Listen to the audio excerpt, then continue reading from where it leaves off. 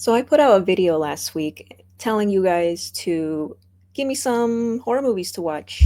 Anything you got. Boy, did you guys come through. I watched five of them so far out of the whole list that you guys gave me, which thank you, by the way. Keep it coming. I want this to be a series. I like watching movies I've never seen before. So, first off, I'm going to review five of them today.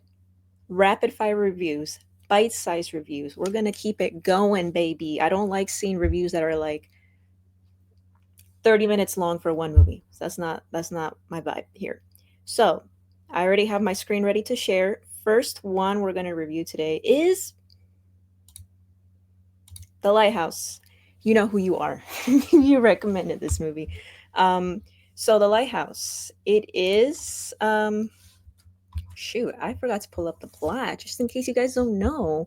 Courtesy of IMDb here because I was trying to figure out a way to um, show images, kind of a visual representation. And it was just not happening. So this is the only way I can do it without getting copyrighted.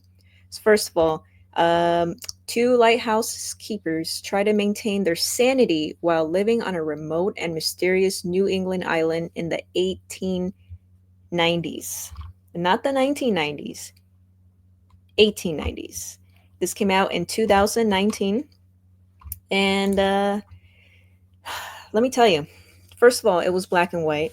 I'm not someone that watches these type of movies and enjoys them as much. I'm not too big on these two characters or these two actors, except for, they have their respective roles. We got Robert Pattinson here in Twilight, and you got Willem Dafoe in Spider Man. But let me tell you, first of all, black and white, not something I'm used to, not something I'm digging too much. It does takes about 7 minutes for a character to start talking.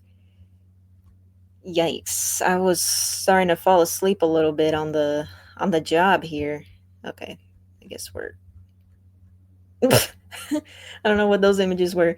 Um Willem Dafoe character kind of talks like Mr. Krabs. That was kind of distracting. I liked seeing the seagull that we just saw here. He was bullying Robert Pattinson's character, and maybe an image it shows up here. I don't know, but I did like the mermaid aspect of this with the screeching at night. Screeching was cool, and we even get to see her up close at some point. So there was a lot of darkness. Oh, there's the mermaid.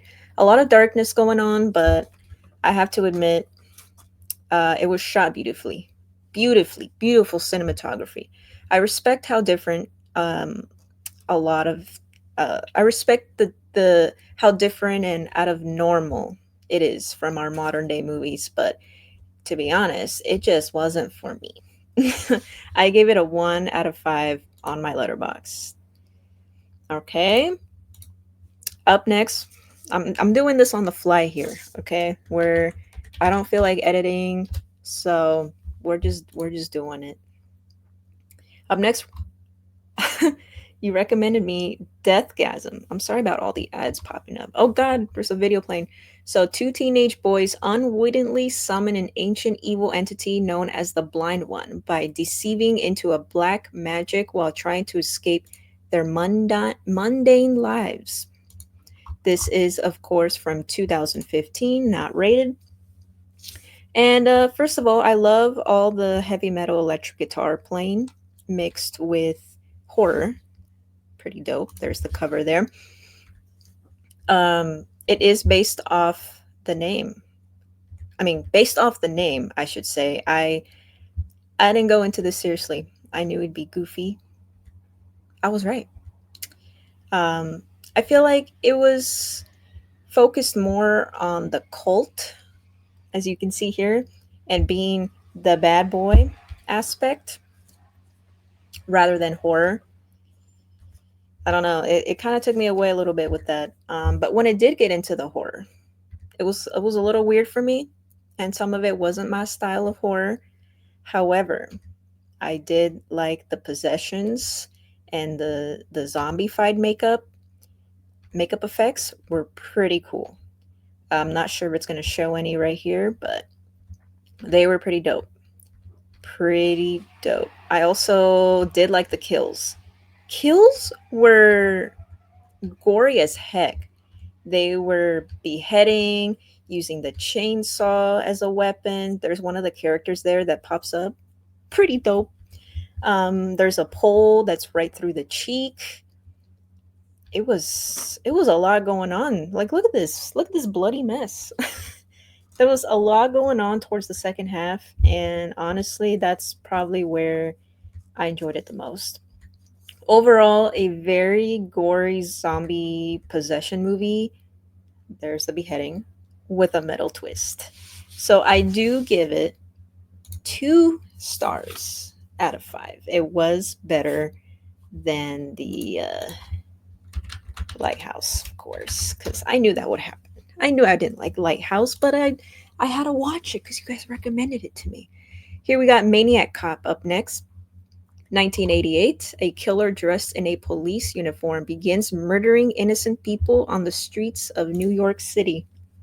Honestly, I saw this before. I seen this a long time ago. Long time ago. Didn't remember much of it.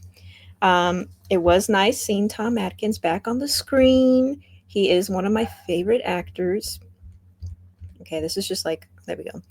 Um, Sorry if you can hear dogs, my neighbor's dogs. Um, this is the youngest I've seen Bruce Campbell, which we all know from the Evil Dead. I only know him Evil Dead franchise, and that's it. I've never seen him anywhere else. An interesting storyline for sure, with a fake cop killing innocent people until, of course, we get to the twist at the end. Okay. It's more focused on the buildup of the story, not so much kills as I'd like to see. So it's slow, but I still did enjoy this movie. I will say, if you watch this on Tubi, just watch it with closed captions. I'm just saying, it's hilarious. I do give this a 2.5 stars out of 5. Not bad. Not bad. Right in the middle, baby. Right in the middle. All right, let's look at Maniac Cop 2. I had to watch the sequel because you recommended the sequel as well. From 1990, a supernatural maniac killer cop teams up with Times Square serial killer. So we got 2 killers in this one. Maniac Cop 2, 2 killers? Excuse me. I liked how it was a direct continuation from the first one. Like, if you remember Halloween 1978, Halloween 2 1981, direct sequel, it continues off. This is how this is. Loved it. I don't know about what it is, New York in the 80s, but I love 80s movies as it's showing a stripper on the screen. Um, I love just centered around that decade. I'm an 80s girl. I'm a 90s baby, but I love 80s stories. Yeah. If you saw a note, that's my little cheat sheet that I took while watching the movie. um, so the car chase with the 2 girl cops and the maniac cop felt like a cool action movie, especially when he handcuffs one of them on the steering wheel when he pushes the car off, like, bye. That was cool. That was cool. There are some certain kills with certain characters that I did not expect to see. I won't spoil it. Oh, there she is when she's handcuffed to the car. um, it is much slower than the first one, but somehow it's still enjoyable. The Maniac Cop does once again look really cool when they show his face. There's part of it there. He looks like a washed up zombie. Pretty cool scene where he pulls an Arnold Schwarzenegger and just barges into the police station, starts killing everyone. All you hear is gunshots and glass breaking and cops flying everywhere. But overall, this sequel didn't feel necessary, but at least it closed the story with Maniac Cop. Or did it? Actually, it didn't, because there's the third one. But I will give this a 1 out of 5. I did not like it as much as the first one, but it was still pretty cool. Oh geez. Oh, my next one right here was actually this is my last one. This is my last one. Lighthouse, Maniac, Deathgasm one. Yep. Tamara, however you want to say it, from 2005. Tamara, an unattractive girl who is picked on by her peers, returns after her death as a sexy seductress to exact revenge. Um, yeah, this was pretty interesting. There's not that many photos. There we go.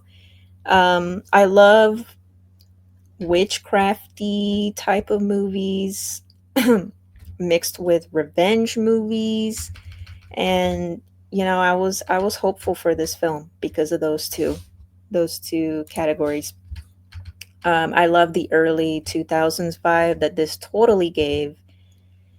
The pacing wasn't bad at all. It kept me entertained, hardly any slow parts. I thought it was funny how after they buried her, she comes back to school the next day and walks into class like nothing happened. Also, she makes these two make out. Like nothing happened. Everyone's just like, I thought we accidentally killed her, but you know, there it is. A bit unrealistic because the guy's cutting his own.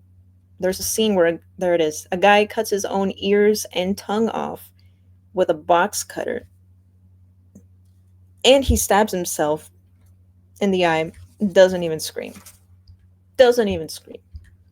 So I wish the kills were more violent and less sexy talk slash seductive messing with their head kind of kills. But it still pretty entertaining. It does work, however, with some of the people she manipulates and can control you. You gotta watch it to understand what I'm talking about. But I don't think I'm that big of a fan of Jenna Dewan, who is the main character here, Channing Tatum's ex-wife, I believe. I just feel like she plays the same character in all the movies, like the sexy one, the seductive one. I've already seen like 3 movies, and she's that type of person. Overall, not a bad movie. I will give it a 2.5 stars out of 5. So that is it, guys. If you want to keep recommending me movies to watch, comment it down below. I will keep watching them. I'm making my list as I see them on my comment section. I write it down and I check it off, and I'm like, let's do another video. I'm going to do 5 at a time so it's not too long of a video. We're at 13 minutes. We're good. All right, guys. Thank you so much for watching. I really appreciate it. And I will see you guys in my next one. Bye.